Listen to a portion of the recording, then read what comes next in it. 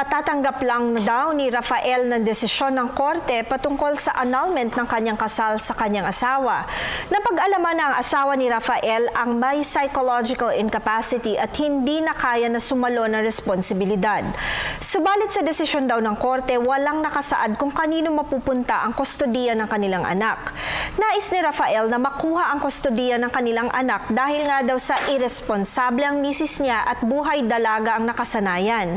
Ano daw ang mabuti niyang gawin? Tandaan na ang importante sa ating batas ay ang kapakanan ng bata.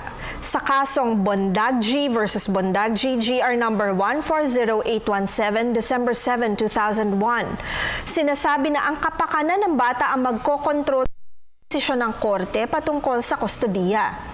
Kinakailangan maipakita ang sumusunod.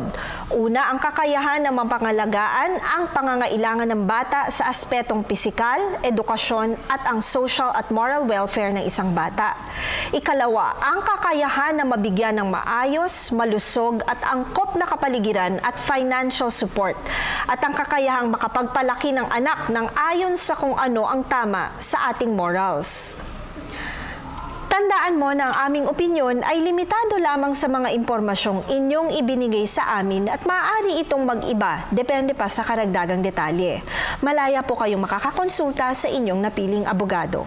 Patuloy po kayong mag-email sa ptv4newscenter@gmail.com. Attorney JJ Jimeno Atienza, ang inyong bisig ng batas.